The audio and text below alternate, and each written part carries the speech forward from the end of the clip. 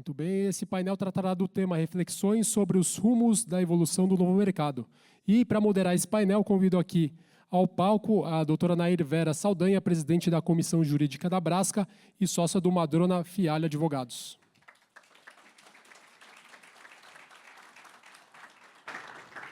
Convido também o doutor Dan Yoship, presidente do Conselho de Administração da Yoship Maxion.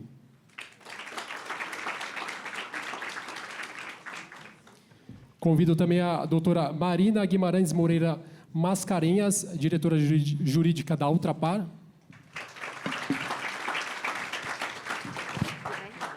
Convido também a doutora Alessandra Zec, sócia do Stock Forbes. E, por fim, a doutora Fernanda Montorfano, sócia do Sescom Bahia.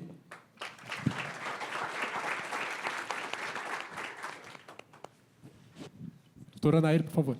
Muito obrigada. Alô? Tá ligado? É. Bom dia a todos. E é um prazer muito grande estar aqui, falando de um tema relevante para as companhias.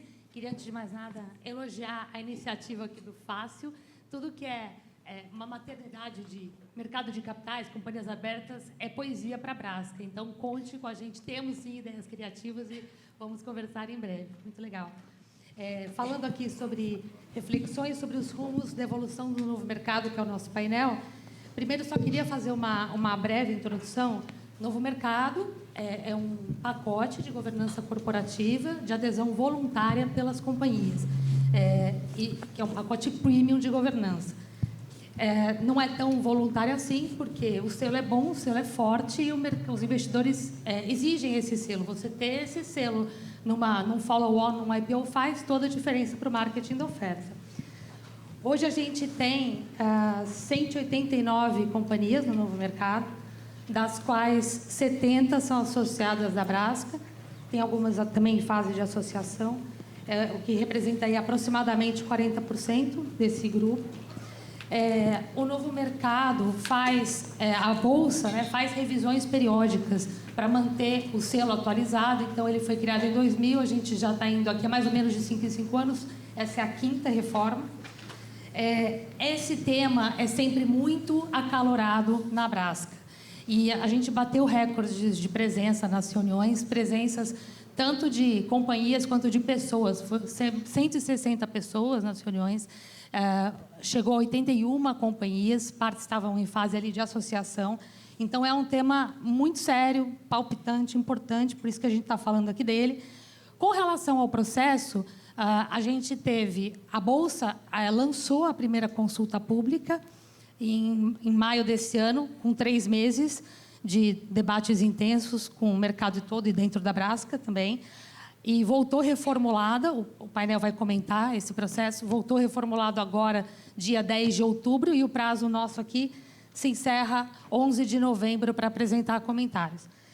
Após a Bolsa, segundo a programação, que está prevista nesse momento, vai submeter a matéria, vai fazer as reformulações que ela entender pertinentes, vai submeter à votação, vai passar pela CVM e a perspectiva é que no primeiro trimestre de 2025 o novo regulamento entre em vigor.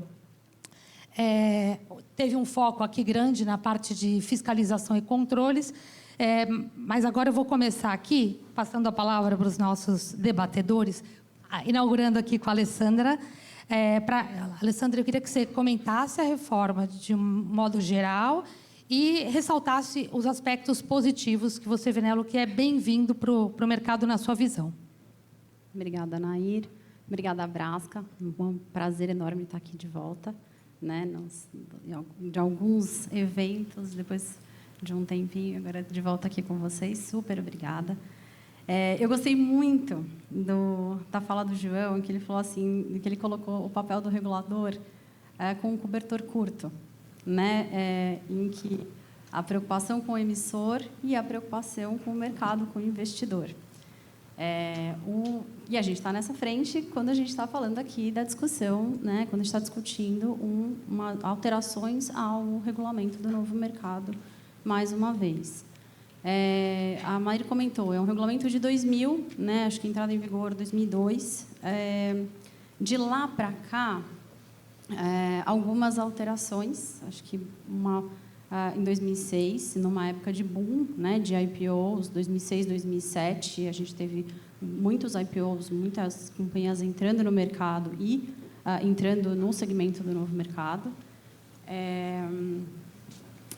O novo mercado sendo o segmento de listagem com o mais alto, né, os mais altos critérios de governança corporativa, então, da gênese dele ter bastante regra, né, para a governança corporativa, num propósito de proteção de risco para o investidor. Então, naturalmente, ele tem é um regulamento que ele é recheado de de várias disposições relacionadas às melhores práticas de governança corporativa e também, naturalmente, que a gente tem essas revisões razoavelmente periódicas, né? A gente teve revisões em 2011, uma bastante relevante em 2017, que a gente tem a sensação, né, quem trabalha na área tem a sensação de que a de 2017 foi até mais recente, porque entrando em vigor saindo em 2018, para a entrada em vigor razoavelmente faseada também, mas que por conta de pandemia no meio do caminho a gente teve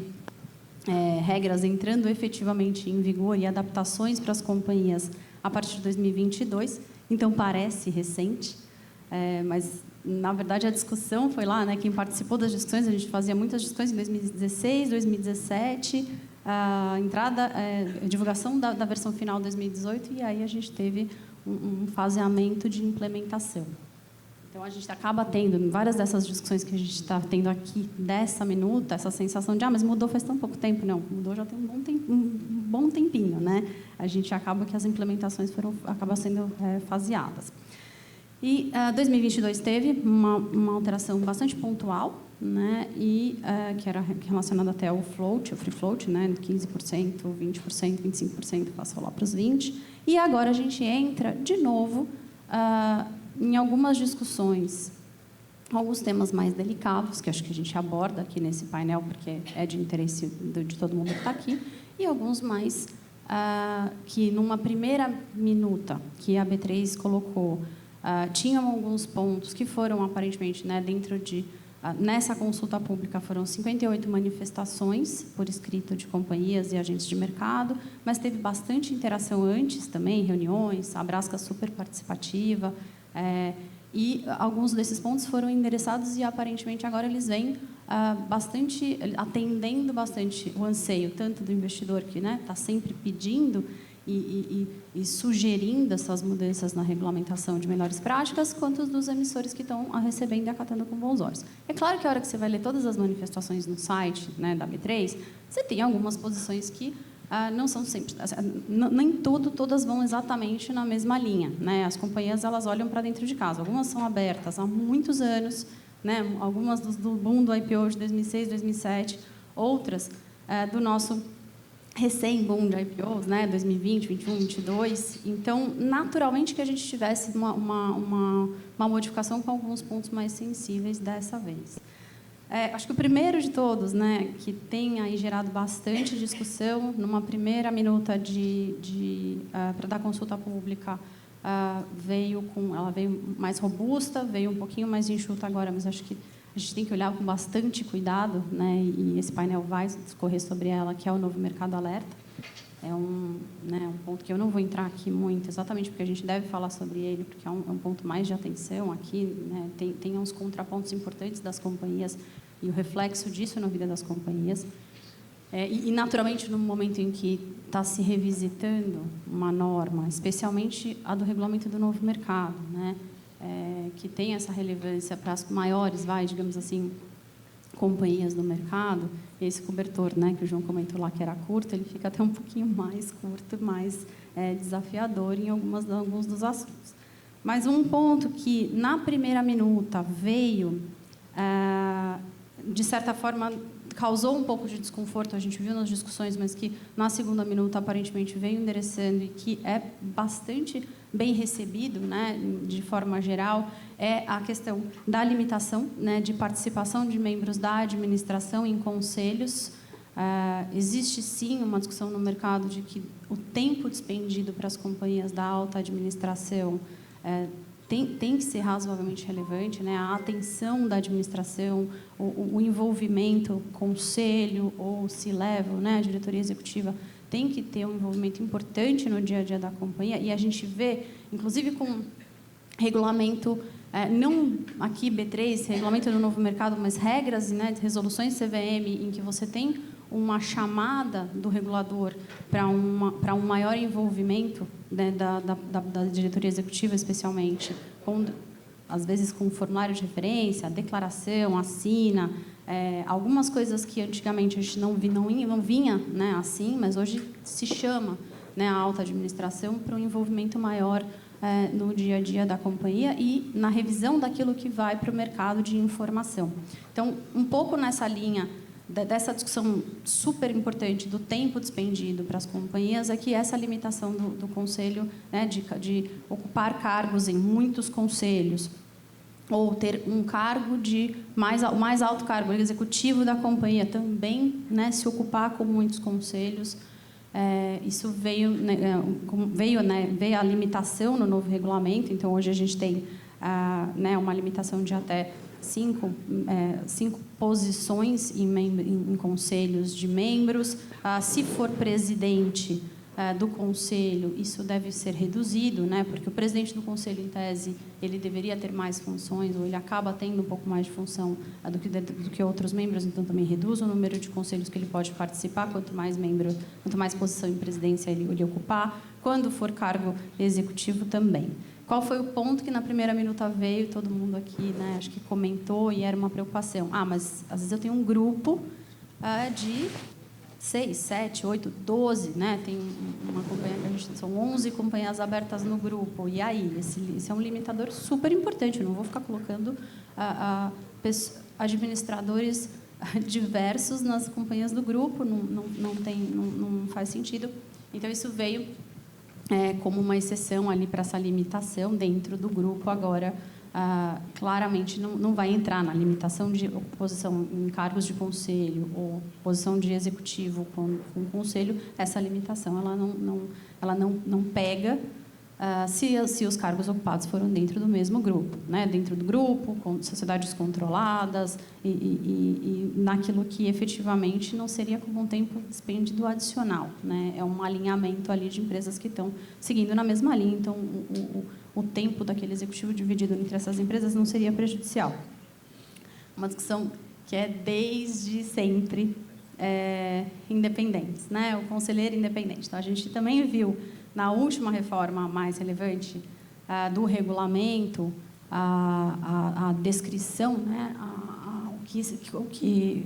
Sobre a independência, o que é ser um conselho independente. A gente passou de uns critérios até objetivos para alguns mais subjetivos, o rol aumentou da caracterização do independente nas companhias, e agora mexe de novo, mas aqui é uma limitação temporal, com relação a 12 anos máximo para que algum conselheiro ocupe esse cargo numa companhia como conselheiro independente, né? Tem todo um arcabouço, tem todo uma fundamentação baseada em questões de práticas de governança, de que 12 anos na mesma companhia, a chance de perder a independência,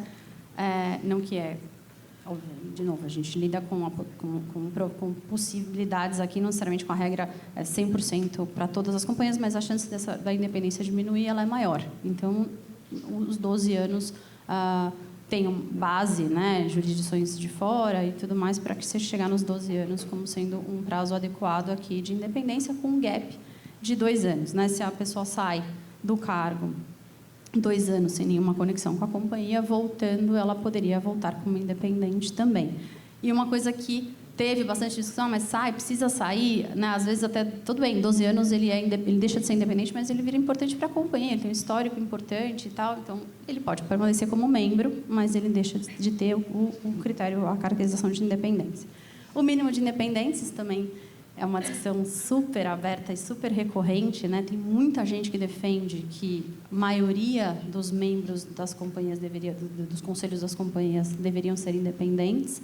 Aqui a gente passa dos 20% para 30% nessa reforma. Aparentemente também é uma coisa que bastante aceita para o mercado e atende aí dentro do nosso cobertor curto um pouco das duas pontas, né? Desculpa, João, mas eu vou usar seu exemplo várias vezes aqui. Um outro ponto que acho que a gente vai entrar mais também, um pouco na linha daquela questão do tempo, do compromisso do administrador, da alta administração com a companhia. Não só a gente falando aqui, então, de número de cargos que ele exerce em outras companhias, mas a questão da declaração sobre controles internos e, né, a confiabilidade das demonstrações financeiras. Esse é um outro tema mais delicado, né? A gente já tem regras hoje que norteiam essa necessidade do comprometimento e da responsabilidade da administração com as demonstrações financeiras, com controles internos dentro da companhia. Controles internos é menina dos olhos em várias discussões relacionadas à diligência, à responsabilidade de administrador e tudo mais. E aqui, essa regra adicional do novo mercado, a gente também vai discutir um pouco mais aqui, porque tem alguns cuidados e alguns pontos importantes do mercado trazidos para essa discussão. E, finalmente, né, são algumas mais alterações que é meio que atualização, né? No final das contas, toda vez que a gente vai estar discutindo governança corporativa, é um processo em andamento, é uma evolução. A gente vai ter essa discussão assim, novamente daqui a algum tempo, provavelmente, até porque propostas que foram colocadas lá atrás, né, em alterações anteriores do regulamento, ou mesmo dessa, já foram retiradas aqui para discutir num outro momento de evolução do mercado, né? Uma vez mais maduros alguns assuntos, voltam às discussões. Então, é do jogo, né, Naira, essa discussão aqui, essas atualizações. Então, as menores, né, que foram bastante bem recebidas. Não mais arbitragem só da Câmara do Mercado, agora vai ter, né, uma rede de câmeras de arbitragem credenciadas aqui para poderem ser aquelas em que as companhias vão adotar, né? Mantém-se cláusula compromissória, mantém-se a necessidade de adoção de uma específica, mas não necessariamente só a Câmara do Mercado. Um ponto que é a divulgação de canal de denúncias, resultado do canal de denúncias, muitas companhias já fazem. A gente vê bastante no dia a dia o próprio regulador CVM buscando informações sobre canal de denúncia com as companhias. Às vezes as companhias não divulgam 100% o resultado, quantas elas tiveram, de uma forma tão detalhada. A CVM vem perguntar, né, em ofícios, isso é muito recorrente, com relação a como é o canal de denúncia de vocês, as apurações, as efetivas soluções. Então, as companhias já lidam com esse assunto de uma forma bastante próxima, e todo mundo tem, né? Quase todas as companhias elas estão organizadas frente ao novo mercado, com certeza, organizadas com canal de denúncia. Então, a divulgação desse resultado, ficando mandatória para as companhias do novo mercado, elas, de certa forma, é só uma questão mais simples de organização. E lembrando que é campo livre também, é um campo de informação nessa proposta que a companhia vai explicar e mostrar do jeito que ela achar mais adequado, que fica mais efetivo para o investidor dela verificar aquele tipo de reporte. A questão de composição do comitê de auditoria também, né, inclui um pouquinho, ele expande, né, que não pode ser subordinado àquelas pessoas que já não poderiam participar do comitê de auditoria. Tem uma questão também de empregados ou quaisquer outros subordinados. Ele ajusta, né, na mesma ideia. Não é uma mudança expressiva, simplesmente que o diretor não pode participar, o diretor da controlada, a sociedade controlada e os subordinados também não podem, por uma questão de não independência no papel. O comitê de auditoria é estatutário para as companhias de novo mercado. Eu, particularmente, quando eu vi a primeira vez, eu achei que isso fosse dar mais barulho, porque lá atrás, numa reforma anterior, né, quando veio a ideia do comitê de auditoria, era estatutário ou não estatutário, ninguém, né, a boa parte das companhias não estava naquele momento, acho que tão talvez acostumadas ou efetivamente tinham a estrutura de comitê de auditoria implementadas. Então, o fato de ser estatutário no regulamento do novo mercado numa reforma anterior não agradou. Então, a gente até fiquei curiosa quando veio agora, e ser estatutário A partir de agora, aparentemente, boa parte das companhias que já adotou estatutário também, até por outras questões relacionadas à resolução de CVM, não necessariamente só de regra novo mercado. Então, esse também foi uma alteração que veio e foi bem recebida, né? Essa eu estava até um pouco curiosa. Por fim, acho que só, né, a Maria, você colocou, são 189 companhias listadas no novo mercado hoje, número atualizado. Isso aqui ainda passa, né, por uma audiência restrita. Com a votação, como virá, né, a cédula de votação, a gente ainda não sabe, normalmente vem por blocos, e isso é um ponto que até a B3 colocou que virá, vai ser divulgado no momento subsequente. E o que não pode... Quando que não passa? Se tiver recusa expressa de mais de 1/3 das companhias listadas no novo mercado. Então, aquelas que não se manifestarem, né, esse quórum aqui, ele é da recusa expressa. Então, para não aprovar, precisa efetivamente se manifestar de forma contrária nas cédulas de votação. E aí, entendo que... Posso estar totalmente enganada fazendo uma previsão aqui, mas, dentre todos esses assuntos que eu trouxe aqui, dos mais gerais, tirando 2 ou 3 que são um pouco mais delicados e, de fato, acho que precisa de uma reflexão maior, e o painel aqui vai discutir, as demais, muito provavelmente, elas estão bastante em linha com discussões ou regulatórias também de CVM, ou com outros códigos de boas práticas, ou muito já com as boas práticas das próprias companhias, né, que têm um investimento importante nessa história da governança, e que é bem possível que, enfim, se alguém tiver comentários e quiser acrescentar, né, mas é bem possível que elas prosperem. Obrigada. Obrigada, Alessandra. Você fez um super panorama aqui da reforma. E é bom que as companhias que estejam presentes, que se beneficiaram aqui dessa exposição da Alessandra, lembrem da relevância de envolver os seus conselhos de administração. Porque no processo de votação, o voto só é válido se acompanhado de uma ata de reunião do conselho com a manifestação completa. Então, vamos lá. Vou passar aqui a palavra agora para o Dan. Dan Iosp, presidente do Conselho de Administração da Iosp Maxion. Dan, eu queria te pedir para você falar a sua visão sobre os rumos da reforma e a perspectiva das companhias nessa reforma. Queria fazer, primeiro, bom dia a todos, obrigado pelo convite, mas fazer um disclaimer também como presidente da CVM. Primeiro, falo em meu nome pessoal e não de nenhuma das companhias em que eu participo em conselho. E também falo aqui como um não especialista. Acho que vocês todos têm mais condições de tratar dos temas como foram agora muito bem tratados aqui tecnicamente. Então, vou falar rapidamente e dar uma visão talvez um pouco mais filosófica ou estratégica da temática. Eu acho que aqui nós temos companhias indiferentes, nós temos companhias muito incomodadas e nós temos companhias que estão talvez com a maior parte, mas não com todos os temas aqui apresentados. Então, quando a gente olha um panorama de como que ficou essa situação, a gente vê que a frequência, a gente trabalhar com as mudanças com alguma frequência e elas terem uma abrangência muito grande, começa a incomodar diversas companhias em diversas questões. E passado o tempo, e agora estando nesse segundo ou terceiro ciclo de mudança, mas segundo expressivo, a gente começa a ver um desejo de saída. E até ouvia o presidente da CVM falar de um fim de festa de casamento e achei inspirador. Hoje, nós temos 2 questões aqui que talvez a gente devesse trazer também para consulta. Se nós vamos estar trabalhando com reformas na visão e na intensidade definida por um ente que não, de fato, a comunhão das empresas que são membros desse mercado, por que a gente não testa essas mudanças em relação à vontade de permanecer? A saída hoje ela é muito difícil.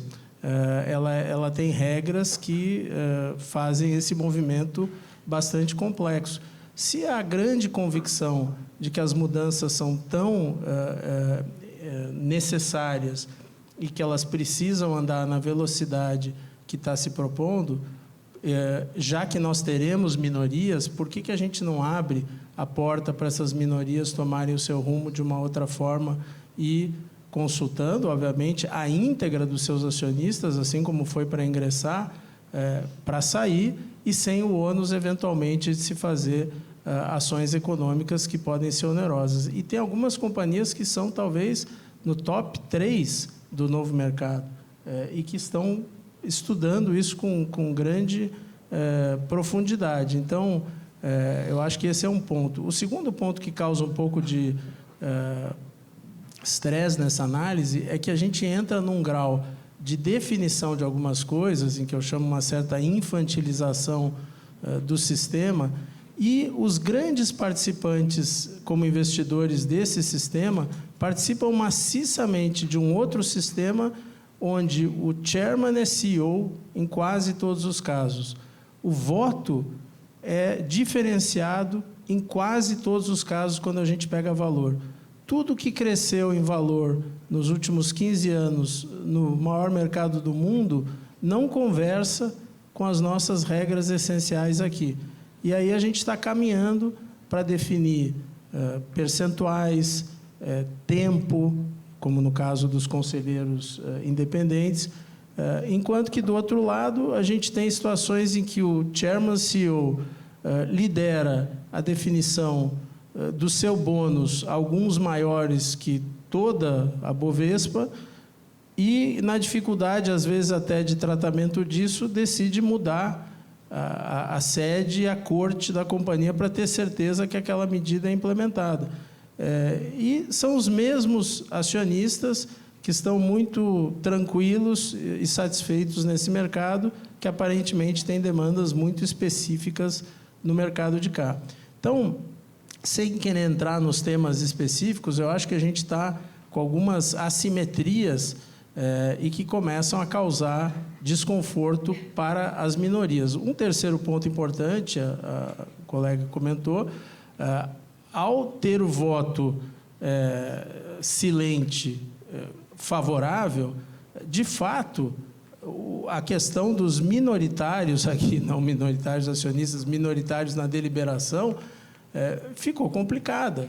Então, gera um trabalho enorme das companhias que têm alguma discordância com a mudança proposta para tentar trabalhar sobre isso. E, finalmente, estamos num mercado em que questões externas à própria transação em bolsa, em especial o custo do capital e as dificuldades econômicas nos últimos 40 anos, não fazem dessa atuação, na média, algo exuberante, como, por exemplo, em outro mercado em que essas questões, algumas que a gente tem com grande nobreza aqui, são minimizadas. Então, acho que isso que está causando uma certa perplexidade em alguns participantes do mercado, e eu me solidarizo muito e concordo muito com essas posições.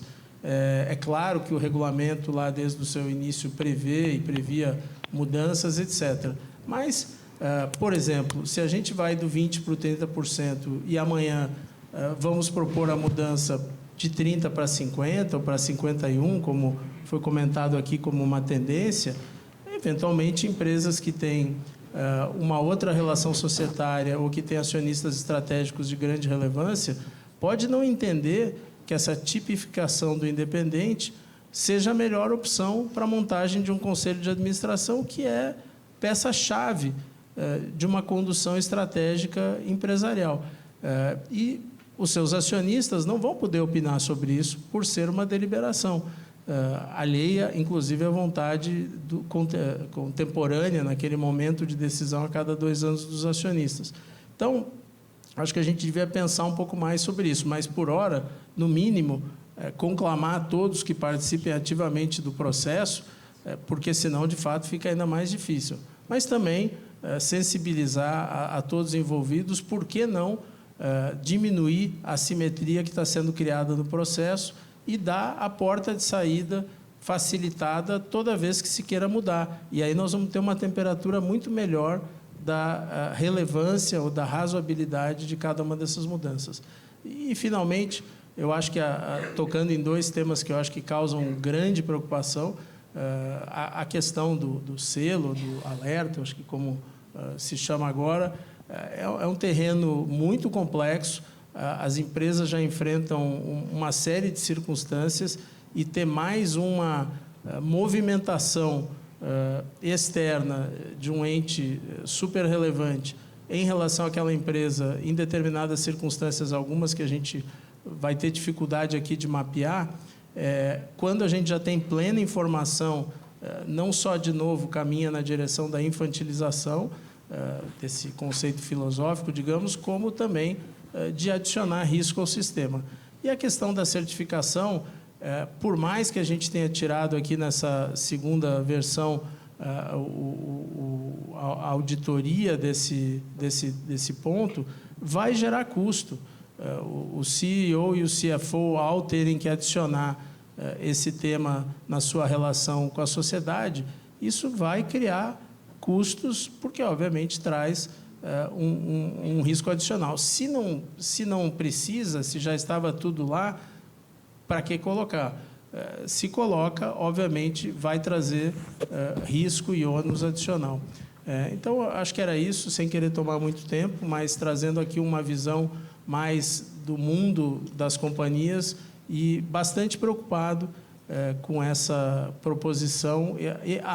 Último ponto aqui, e também muito cuidado com a temporalidade. Se nós vamos aqui pedir a todos os conselhos de administração que se manifestem, se nós não queremos ter um montão de companhias não participantes fazendo uma maioria, que não é, de fato, uma maioria ativa, uma maioria inativa, a gente tem que dar o tempo e o período adequado para isso. Quer dizer, correr agora com um processo de deliberação sobre isso durante férias, durante o período de final de ano ou no primeiro mês do ano que vem, também soma nessa complexidade, nessa simetria que assusta empresas muito importantes que hoje participam do novo mercado. Era isso. Obrigado.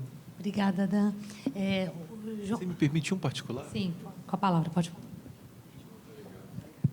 Eu só queria fazer uma fala que eu acho que é muito legal e que cola muito nessa sua exposição, que é serena e cuidadosa, que é o seguinte: como é que funciona no Brasil a saída da festa?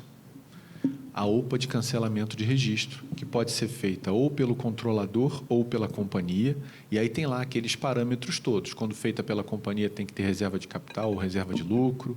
Quando feita pelo controlador, ele tem que ter interesse em manter a companhia para ele sem o registro. Aí tem as regras de adesão, se ela tem títulos de dívida distribuídos, eles têm que ser todos ou resgatados ou tem que aceitar a oferta. Se ela tem títulos de participação, tem a regra do 2/3. Faz sentido que seja difícil a OPA de cancelamento de registro, porque a gente tem que tutelar o minoritário, o investidor de mercado, a perninha curta do cobertor, correto? Agora, pensa o seguinte: eu tinha que ter ferramentas para fazer uma coisa que existe em vários lugares do mundo, mas que a lei não me dá esse poder, que são os procedimentos diferenciados e as OPAs com dispensa de oferta. São duas coisas. Aqui no Brasil, você tem uma possibilidade de fazer o cancelamento de registro com dispensa de OPA quando, por exemplo, você não tem destinatário para a sua oferta, e muitos de nós aqui já fizeram várias dessas no passado. Mas eu, por exemplo, na vida pregressa, antes de ser presidente da CVM, eu já trabalhei tanto em escritório quanto dentro do meio corporativo. Dentro do meio corporativo, você sente algumas dores, que eu vejo agora aqui alguns diretores, você sente de um outro jeito, que é a tua pele que está ali sentindo e dói. Porque, assim, o exemplo, acaba que o que acontece é que algumas companhias elas não conseguem cumprir a regulação. E aí elas se tornam, assim, descumpridores contumazes de todas as regras. E aí, depois de anos descumprindo tudo, primeiro eles têm aquela suspensão, depois o cancelamento de ofício. Esse assim, aí o cancelamento de ofício vira uma recompensa para alguém que não conseguiu sair de outro jeito. Isso é ruim. E isso é ruim, sabe, para quem? No cobertor curto? Para o destinatário da proteção. Por quê? Porque ele ficou de maneira solene não recebendo no prazo o formulário de referência, o ITR, porque o emissor foi ficando sem condição de cumprir tanta regra. Então, assim, o que a gente tinha que repensar? Eu, há pouco tempo, mandei uma sugestão para o Senado e para a Câmara dos Deputados para a gente regulamentar, dentro da Lei 6404, mais hipóteses em que o regulador do mercado de capitais possa conceder ou o tratamento diferenciado, que é um tema complexo, que vários advogados aqui sabem o quão difícil ele é, ou as hipóteses de dispensa de OPA com cancelamento de registro. A 361, que é uma instrução clássica que a gente adora, que regulava a OPA antes da Resolução 85, falava em 6 hipóteses para o cancelamento de registro, mas a CVM só conseguia dar cumprimento para essa que eu citei, da ausência de destinatário, porque para as outras tinha na regra, mas a gente não tinha autorização legal para ter aquilo na regra. Então, ficava uma situação bem complicada, como, por exemplo, tinha na regra uma hipótese da companhia que tinha prejuízo líquido não sei quanto, parará, parará. Aí tem um precedente da CVM do passado, que é até um caso que, enfim, que é cimental, um negócio de 15 anos atrás, que foi concedido isso. E aí a CVM foi super criticada porque ela concedeu essa dispensa e não tinha uma autorização legal. Então, assim, um foro como esse, aí a Brasca está de parabéns, traz para a gente a possibilidade da gente pensar para além do que está aqui, também o que pode ser melhoria na própria lei. Essa é uma melhoria que tinha que estar na lei. A CVM não tem poder para melhorar isso. Eu queria poder, não posso. Perfeito. Mas a gente te ajuda com uma proposta nesse sentido, viu? Vou passar a palavra aqui para a Fernanda. Fernanda, eu queria te pedir para comentar os 2 pontos da reforma que geraram mais debates bem acalorados, que é Novo Mercado Alerta e a declaração do CEO e do CFO sobre a efetividade dos controles internos. Bom, obrigada. Eu acho que esse... Agora foi? Acho que foi. Foi? Beleza. Eu acho que o bom desse encontro, e aí eu preparei algumas coisas, mas tanto em face do tempo como das provocações que Só uma coisa, Fernanda, aqui. não se preocupa com aquele número, tá? Porque ele não descontou o delay no início, então esquece, pode falar. Tá bom. Mas em face até das provocações, né? Torna o ponto mais dinâmico. Então, a gente não precisa ficar preso exatamente muito aqui a roteiro. Eu acho que os pontos que foram trazidos e suscitados agora pelo João Pedro, os contrapontos trazidos pelo Dan, as melhorias trazidas aqui pela lei, eles são importantes para a gente fazer exatamente o que a gente está fazendo nesse painel, né? Discutir os rumos. Tem uma plateia cheia e eu não vejo diferença nenhuma entre a gente que está aqui e quem está na plateia para esse objetivo. Acho que não custa a gente lembrar do porquê, né, do nascimento do novo mercado, que está quase fazendo bodas de prata, né, está nos seus 24 anos aí. Ele nasceu por uma questão de sobrevivência do próprio mercado brasileiro, né? Então, a gente vinha aí com um escândalo nas Narras, depois a gente teve a era das privatizações, Bolsa do Rio quebrou, concentração em São Paulo, né, da nova Bolsa, investidor de portfólio trazendo dinheiro para participar das privatizações, e aí, enfim, crise aí no final da década de 90, a Bolsa precisava se reinventar e trazer um arcabouço de regras que fossem mais efetivas do que aquela que a lei tinha na época para garantir a efetividade desse mercado, né, que praticamente não existia. Então, assim nasceu, né, o conjunto do novo mercado, como regras adicionais à lei, mas que fossem de adesão voluntária, como é hoje. Demorou para emplacar, mas hoje a gente não vê um IPO que não seja no segmento do novo mercado. Então, ele é bem sucedido, mas ele precisa estar sempre em constante evolução com as demandas do mercado que a gente tem. E é por isso que a gente tem, de tempos em tempos, essa atualização, para a gente debater quais são os problemas que a gente vem enfrentando e daí a importância desse fórum que a gente tem aqui hoje, né? Todo mundo já sabe bem o que enfrenta dentro das suas companhias, nós como assessores jurídicos. Então, a gente sabe onde é que está o calo, e aí esse momento é fundamental. E daí a importância também do que se disse, da questão da aprovação da reforma do segmento. E aí essa abstenção, ela fala muito, né? Então, acho que eu ressalto as palavras do Dan, é fundamental que tenha um prazo, né, maior de discussão, porque, para dar certo, as propostas precisam ser amadurecidas. E o amadurecimento vem primeiro de vivência e de discussão dentro de casa, né? Aprovar uma reforma pela maioria por abstenção, né, e não porque, enfim, houve, de fato, uma adesão voluntária da companhia. A gente está falando de um contrato de adesão, né? A gente não está falando de uma regra obrigatória. Então, as companhias que estão listadas aqui hoje, elas optaram por estar aqui. Então, elas não deveriam poder ser dragadas para novas regras que elas não estivessem totalmente confortáveis.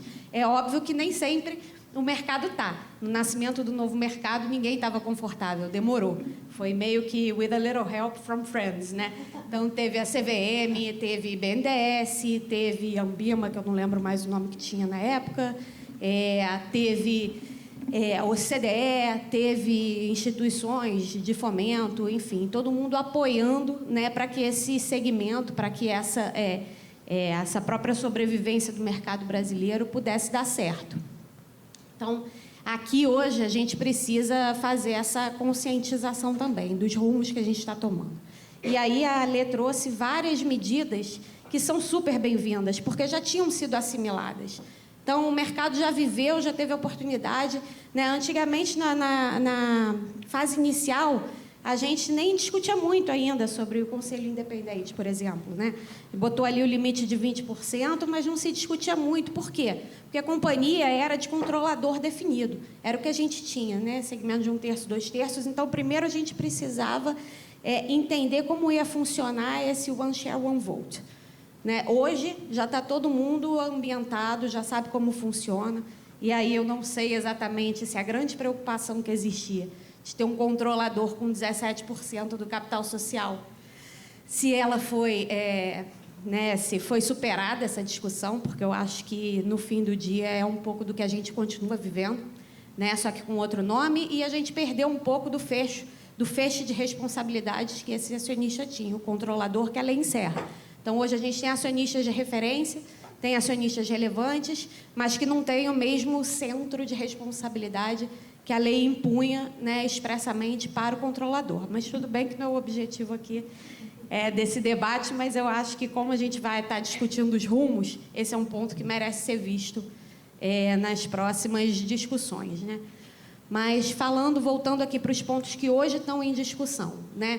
Acho que as medidas que a lei ressaltou, elas foram rapidamente assimiladas, não tem maiores discussões, mas sobram aqui duas que, no meu entender, são bem sensíveis, e aí a gente faz o contraponto, precisa entender, ela é sensível e ela traz benefício, né? Tem um custo associado, tem um prejuízo para a companhia, mas ela está beneficiando os investidores, o crescimento do mercado. Então, a questão do selo em revisão, né, que agora foi rebatizado para Novo Mercado Alerta. O que é isso? Segundo a Bolsa, é uma medida cautelar, né, para colocar ali nas companhias que passem por determinados eventos graves, imediatamente trazer uma resposta para o investidor saber que tem algo de errado acontecendo ou que pode estar acontecendo. Só que não tem oportunidade, né, de um contraditório. Então, ela acaba sendo, na minha visão, né, você ganha imediatamente, agora a Bolsa previu um prazo de 24 horas para que a companhia se manifeste, mas não tem um procedimento específico de contraditório, né, de ampla defesa, e ela acaba, sim, apesar de ser uma divulgação, como se coloca na regra, né, ela tem um impacto, ela é uma penalidade. A companhia imediatamente fica com aquela pecha de que tem algo muito grave acontecendo.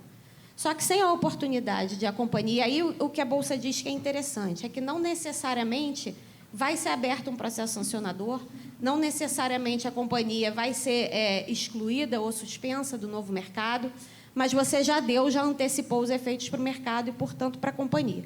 Então, a companhia, imediatamente, quando ela ganha esse alerta ali, na minha visão, né, e a gente sabe da importância, por isso até o nome, fato relevante, né, então, dessas divulgações, elas antecipam imediatamente um efeito para a companhia que, via de regra, só teria depois da ampla defesa e o contraditório. Né? Então, aqui você traz o efeito, antes dessa oportunidade, já é, sim, na minha visão, uma forma de colocar uma penalidade. Né? E que depois não tem como, ainda que se tire, ainda que ao final do processo a Bolsa entenda que não há necessidade ou que não tem justa causa, enfim, que não é cabível a abertura de um processo sancionador, o efeito já foi imediato para a companhia, que muito provavelmente já sofreu, né, com desvalorização das ações em bolsa. E qual que é o benefício desse novo mercado alerta? Se a gente tem hoje um fato relevante que é justamente para divulgar imediatamente ao mercado, né, as questões relevantes que estejam de forma completa, verdadeira, precisa e que não induz o investidor a erro para o mercado. Então, se você já tem no arcabouço regulatório hoje, um instrumento que ele é forte, que ele é assimilado, que todo mundo conhece, que a CVM faz um enforcement, né, e a Bolsa em cooperação também de forma imediata, com notícias que vazam na mídia, com oscilação atípica dos valores imobiliários, esse instrumento é efetivo. Ele está assimilado e ele tem aí uma cooperação entre CVM e entre a Bolsa que é imediata. Então, a companhia não fica, ela não consegue ficar sem dar a prestação da informação ao mercado. Então, qual que é o benefício, né, desse novo alerta? Na minha visão, não há um benefício para os investidores desse novo instrumento, porque esse benefício já é atingido com o que a gente tem de mais forte na nossa regulamentação. E, em contraposição, na minha visão, né, você ganha, a companhia ganha ali imediatamente uma pecha que, ainda que ao final do processo ela consiga esclarecer que não tem, todo mundo perdeu valor. A companhia perdeu valor, o investidor perdeu valor, né, gerou uma preocupação, e aí não há mais o que fazer, não tem como voltar atrás dessa informação que já foi dada. Então, esse é um ponto que eu vejo com bastante preocupação e que eu acho que merece um amadurecimento, uma maior discussão antes de se levar à aprovação das companhias. Um outro instrumento que a Nair colocou também, que eu acho que merece mais discussão, e aí o Dan coloca como, né, algo como uma infantilização, que é essa questão das declarações, né, sobre a confiabilidade dos controles internos que passam a ser exigidas do CEO, do CFO, nos relatórios anuais, ali nas demonstrações financeiras. Da mesma forma, aqui, na minha visão também, eu não vejo um grande ganho de governança por você exigir uma declaração. Na verdade, o que a gente está colocando aqui, na minha visão, é também a produção de mais um documento, mais uma informação, tentando encerrar um centro de responsabilidade pelos controles internos. Mas, mais uma vez, a nossa lei é boa, né? A nossa lei é moderna, a nossa lei tem os instrumentos necessários para isso e já tem os centros de responsabilidade.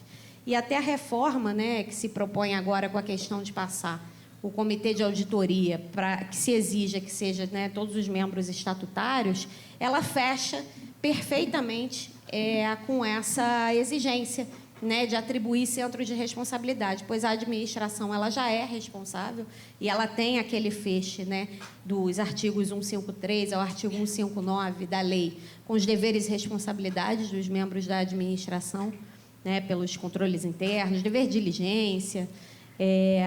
E aqui fechamos, então, com os membros do Comitê de Auditoria, que se era opcional, agora para as companhias listadas no novo mercado, vai ter que ser necessariamente estatutário e, portanto, sujeito aos regimes, né, de deveres e responsabilidades da lei das SA também.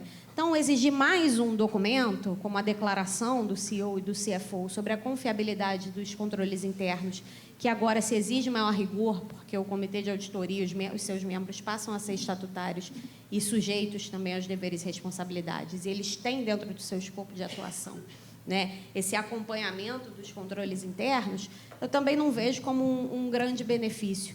Vejo mais um documento, mais uma informação e mais uma forma de assustar um pouco, né, esses administradores e encarecer o custo de observância aqui das regras com, enfim, D&O e novos pacotes de indenidade. Então, acho que você cria um custo para a companhia, cria um custo, né, para esses administradores e a gente acaba perdendo bons administradores por conta dessas novas responsabilidades, né, pelo menos num primeiro momento e até que se assimile.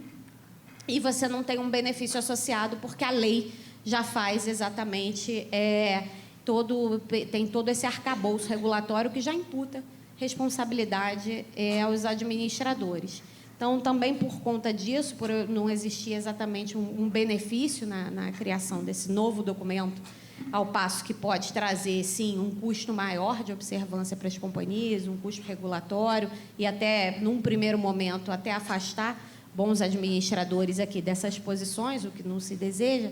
Também acho que essa é um segundo ponto que pode ser mais amadurecido, talvez não seja o momento que a gente vive hoje, o momento mais propício para introduzir essa alteração. Não que um dia não vá ser, mas as mudanças, de novo, né, as atualizações, elas precisam responder à realidade, né? E aí o cobertor curto, que fala o João, que fala a Alê, para mim é um sistema de equilíbrio, porque o novo mercado só funciona porque tem que ter um equilíbrio de benefícios para os investidores, que, né, com a redução da percepção de risco, né, de colocar o seu dinheiro ali, né, nessas companhias, mas também do próprio interesse das companhias abertas de se manter registrada nesse segmento vis-à-vis o custo regulatório que ele tem. E aí eu acho que fecha também com o ponto que o João estava comentando até sobre o cancelamento de registro, a saída da festa. Mas a saída da festa, isso aqui é algo maior, né? A gente está falando de alteração legislativa, estamos falando de companhias abertas de modo geral. Lembrando que aqui a gente está falando de um segmento de adesão voluntária, né? Então, todo mundo que está na festa hoje optou por estar com essas regras, porque o contrato é de adesão. Ninguém pôde negociar com a Bovespa, no caso com a B3 agora, ninguém pôde negociar o que queria aderir e o que não queria. Então, assinou lá aquelas regras que estavam presentes no momento em que ele se filiou. Então, deixar aqui hoje medidas como essa, né, que são significativas, que podem trazer, sim, um prejuízo para a companhia, sem o necessário amadurecimento. E, inclusive, como o Dan colocou, no final de ano, de uma forma talvez assodada, né, sem o necessário debate e amadurecimento dentro de casa, sendo muitas das companhias, né, se vierem a se abster, você ser carregado e dragado para esse novo sistema, é complicado, porque o sistema precisa funcionar e esse equilíbrio é necessário. Esse cobertor vai ter que ficar no meio do caminho ali e atender os desígnios dos investidores, mas também das companhias que optaram por estar ali para que esse sistema feche, né, e funcione mais adequadamente. Então, eu tentei correr aqui para não deixar a Marina fora, mas acho que os pontos que eu tinha para trazer e que eu acho que vale todo mundo levar, discutir dentro das suas companhias, a gente precisa de mais tempo para conversar sobre isso. Não sei se é o momento mais adequado, acho que a gente vai chegar lá. Foi muita coisa feita nos últimos 25 anos, né? Nesses 24 anos de novo mercado. A gente estava falando lá atrás nem se comentava sobre conselheiro independente, agora já estamos falando de crescer cada vez mais. A gente já tem outras questões, né? Já estamos, quem sabe, chegando do ponto de discutir conflito de agência pela nova sistemática de estrutura de controle que a gente tem. A gente vai chegar lá. Mas a gente precisa ir com calma e com muito debate para esse negócio dar certo. Obrigada, Fernanda. Excelente as suas colocações. Eu acho que um ponto importante aqui, quando você colocou muito bem, quando você fala novo mercado alerta, você basicamente está dizendo, essa empresa não é confiável. É esse o recado. E é um recado complicado, né? Muito oneroso para as companhias. E, de fato, a gente já tem o fato relevante que é equilibrado, é ágil, é como tem que ser. Então, enfim, realmente esse é um ponto difícil. E a questão do timing é delicado. Eu sei que a Bolsa está aqui presente, eu vou reiterar a importância de considerar com carinho a extensão do prazo, porque 30 dias, a questão de debate. Vem uma proposta nova, refletindo aqui, você tem que envolver o conselho. Sem a ata, o voto não é considerado. Então, é importante que haja mais tempo e, se for possível, não ser no período de dezembro e janeiro, quando muitos da alta administração estão ausentes, seria ideal também.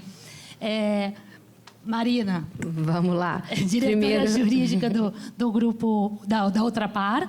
E queria te pedir para você comentar de forma geral os aspectos mais relevantes na tua visão, não só dos rumos, mas para as companhias em si, dos impactos para as companhias. Claro. Primeiro, obrigada. Bom dia ainda, né, para todo mundo. Vou pegar aqui carona no disclaimer do Dan. Essa aqui é uma opinião minha, não necessariamente representa a opinião da companhia, né? Além de diretora da Ultrapar, eu sou conselheira de administração da Hidrovias do Brasil, então eu vou tentar trazer um pouco aqui a minha visão como conselheira também, de algumas mudanças que talvez para o mercado sejam mais sutis, mas eu acho que é importante trazer.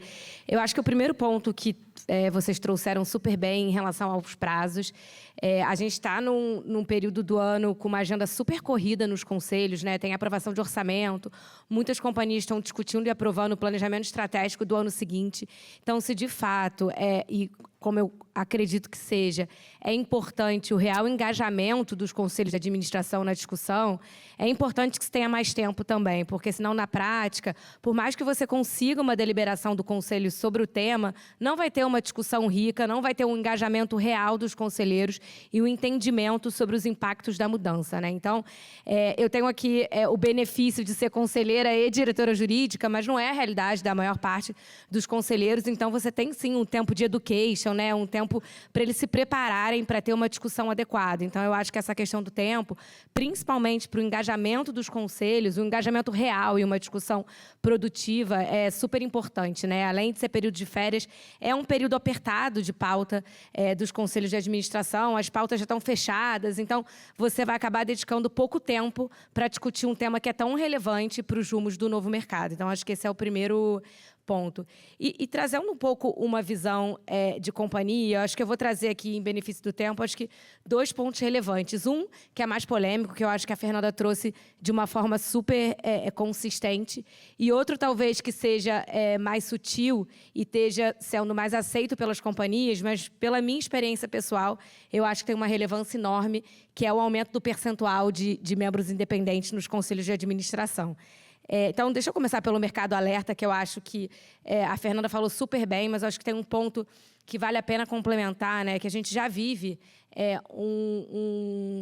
uma situação super desafiadora, que é empreender no Brasil, né? Então, a perenidade dos negócios no mercado brasileiro, não só no mercado de capitais, né? Então, não só para as companhias abertas, mas eu acho que empreender no Brasil e ter um negócio perene no Brasil já é um ambiente super desafiador, né?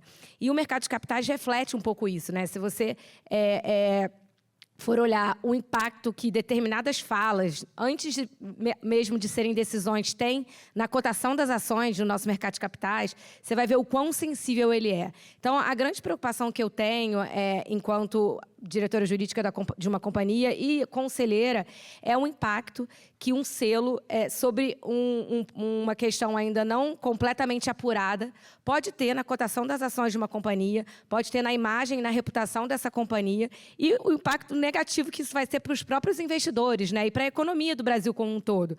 Porque a gente não pode esquecer que, por trás de uma companhia, você tem uma série de empregos que são gerados, e qual o impacto que a cotação das ações pode ter na perenidade dos negócios, no tamanho dos negócios e na robustez desses negócios, né? Então, eu acho que, de fato, é um tema relevante, é um tema que precisa ser discutido, né? A gente viveu uma série de fatos no Brasil recentemente que decorrem e a gente faz entender o porquê dessas mudanças, mas eu acho que é um tema muito sensível e precisa, talvez, ser discutido com mais calma pelas companhias, precisa ser aprofundados os reais impactos que isso pode ter para a economia do Brasil e não só para o mercado de capitais, né? Eu acho que aqui a gente está falando de um impacto eventual mais amplo, dado a sensibilidade de um tema como esse para a cotação das ações da companhia no mercado de capitais. Então, acho que é um tema super sensível, que, de fato, é importante ser discutido, mas talvez numa velocidade, numa profundidade diferente do que vem acontecendo agora, porque as consequências elas podem ser muito sérias e não necessariamente, ao final do processo, vai se verificar que, de fato, o mercado em alerta se justificava, né? E como a Fernanda colocou, a própria Nair, a gente já tem, hoje em dia, outras formas de informar o mercado de capitais sobre situações como essa. Acho que o fato relevante é a forma mais própria e não há investidor que não acompanhe o fato relevante das companhias nas quais eles têm uma posição, né? Então, eu acho que é um mecanismo não só já existente, mas um mecanismo efetivo de informação ao mercado de capitais sobre o que está acontecendo numa companhia. Eu não sei se os benefícios do mercado em alerta eles são substanciais para compensar os eventuais prejuízos que eles podem trazer para as companhias. E aí, o segundo ponto, que aqui é mais uma provocação e uma reflexão sobre a quantidade, o percentual de conselheiros dependentes. Eu vivi aqui, nesses 17, 18 anos, como advogada em house das companhias, realidades muito diferentes, né? Então, eu trabalhei por 15 anos como executiva, fui executiva durante 15 anos de uma full corporation, uma verdadeira full corporation, que tinha a maioria do conselho de administração como independentes. E, atualmente, eu atuo numa companhia que nasceu com controle definido e hoje tem um acionista de referência. E, de fato, é uma provocação para a gente avaliar realidades diferentes dentro do mercado de capitais brasileiros, né? E se o 30%, ou 40%, ou o percentual que seja, ele, de fato, vai trazer a diversidade de ideias e o debate profundo que se deseja nos conselhos de administração, né? E aqui, falando, Marina, no CPF e não no CNPJ, as discussões mais ricas que eu já participei nos conselhos de administração, como conselheira ou ainda como executiva, foram dos conselheiros não independentes, né? E, principalmente, nos momentos em que a companhia tinha decisões super delicadas e estratégicas a serem tomadas, o fato de você ter conselheiros, de fato, skin on the game, que entendiam do business e que estavam muito preocupados com investimentos de longo prazo, principalmente, foi essencial para o sucesso ou não dessas companhias, né? Então, é uma provocação, aqui não tem resposta certa ou resposta errada, mas eu acho que tem que ter um cuidado ao falar do percentual de conselheiros independentes,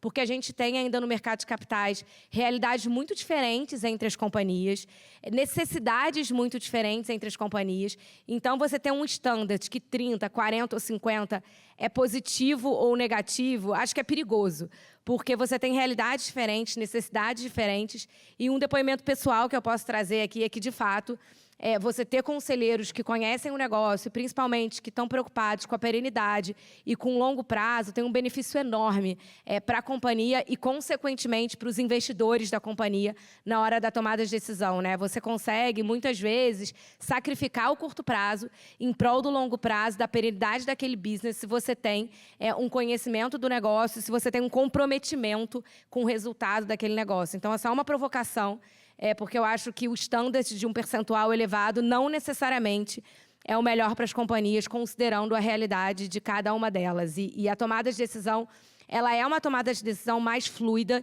e com todo o cuidado aqui do que eu vou falar, mas mais comprometida quando você tem um conhecimento profundo do business. Então, acho que você ter uma mescla saudável entre independentes e não independentes é super importante. Eu acho que ter uma oxigenação da visão, você ter uma visão de pessoas que vivem outros business e vivem outros mercados é super relevante, mas eu acho que é uma ponderação importante a ser feita para a gente não assumir a independência como uma prática necessariamente positiva e majoritária para todas as companhias.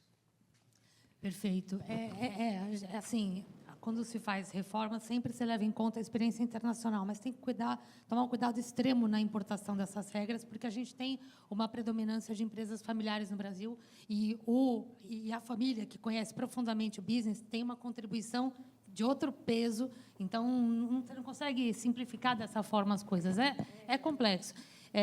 Eu não sei se alguém quer fazer alguma fala em função das outras aqui, se tem perguntas.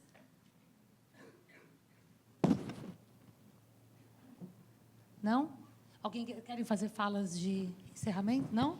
Eu só vou colocar um ponto adicional que é bem bacana, que a Fernanda colocou e todo mundo colocou aqui, né?